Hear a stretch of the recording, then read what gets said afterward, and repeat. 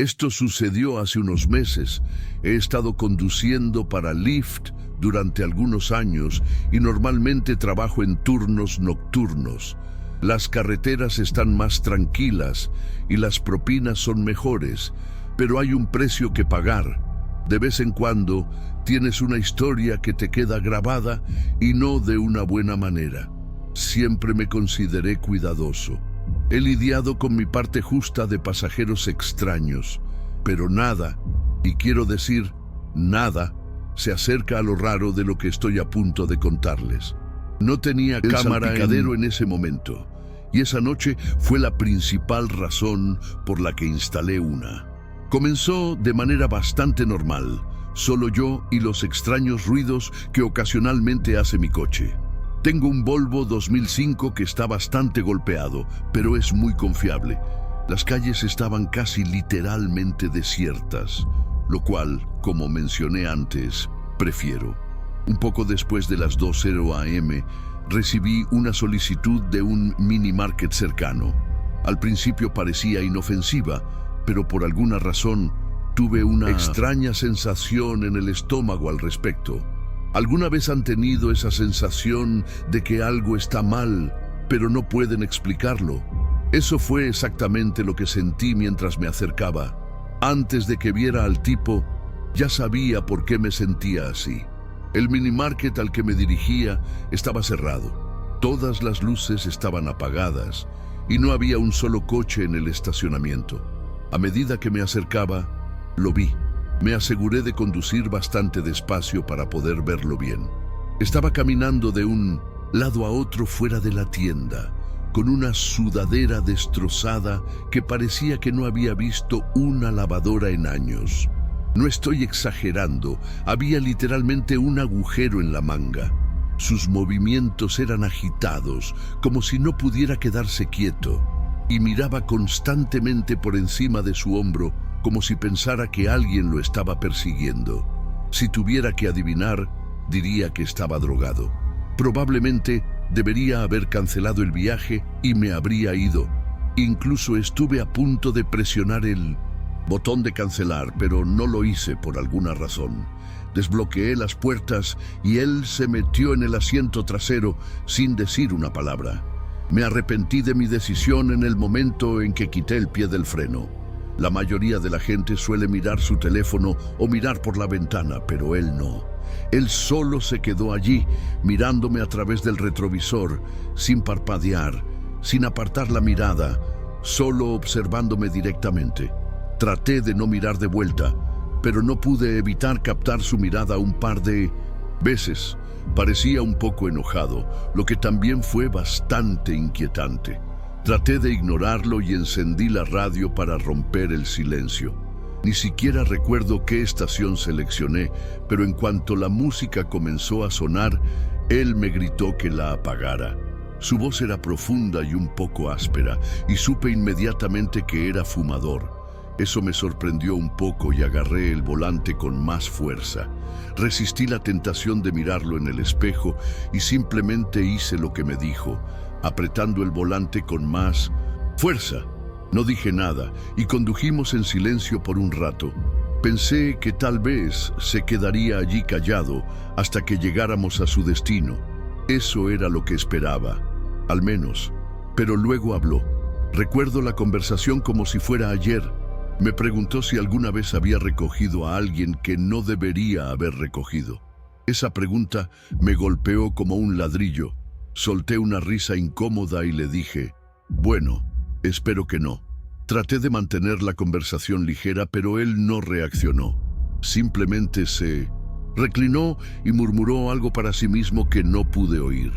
Luego comenzó a hablar sobre cómo solía ser conductor de Uber y dejó el trabajo porque unos chicos le robaron cosas de su coche.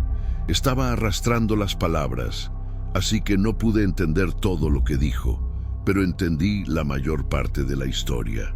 Miré en el espejo 1 o 2 veces mientras me contaba la historia y me di cuenta de que estaba sonriendo todo el tiempo, lo cual era increíblemente inquietante. Una persona normal no sonreiría, hablando sobre algo así. Terminó su historia diciendo que es curioso cuánta confianza le das a alguien que está justo detrás de ti. Ese comentario fue lo que hizo que lo viera como una amenaza más que como un simple drogadicto. Desafortunadamente, no había mucho que pudiera hacer al respecto. Sentí que mi pulso se aceleraba. Mantuve los ojos en la carretera, pero mi mente estaba dando vueltas. Miré el GPS, concentrándome en el destino como si fuera un salvavidas, pero el tipo no sabía cuándo dejar de hablar. Siguió hablando de tonterías, algunas de las cuales eran inquietantes y otras solo incoherencias. Honestamente, no podía seguirle el ritmo. Eventualmente comenzó a disculparse con alguien, aunque no creo que fuera conmigo. Empezó a insinuar que acababa de hacer algo horrible y que era una mala persona. Seguía diciendo, no lo hice a propósito repetidamente, seguido de algunos, desesperados. No respondí, preocupado de que hiciera algo si lo hacía. No sabía qué había hecho ni de qué era capaz, pero no estaba dispuesto a averiguarlo.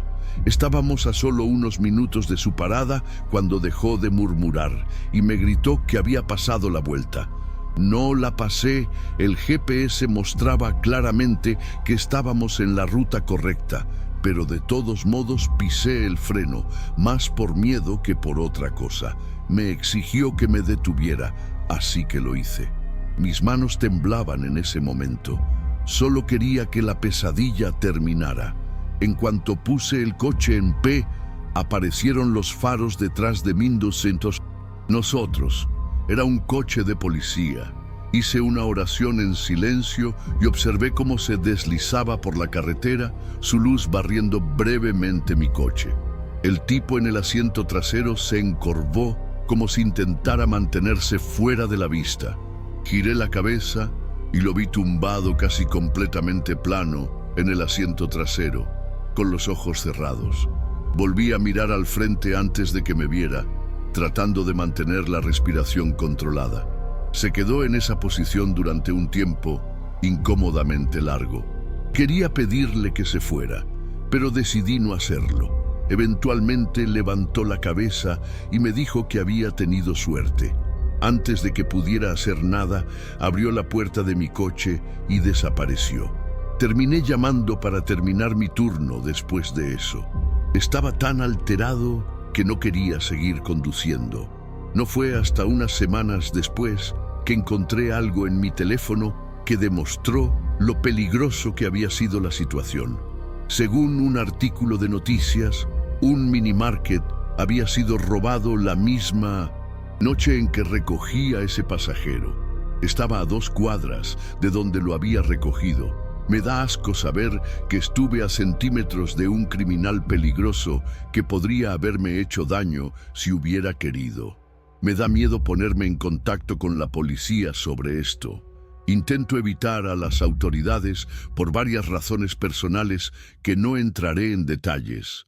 No estoy seguro de si mi informe ayudaría, pero de cualquier manera, ahora soy mucho más cauteloso sobre a quién dejo entrar en mi coche.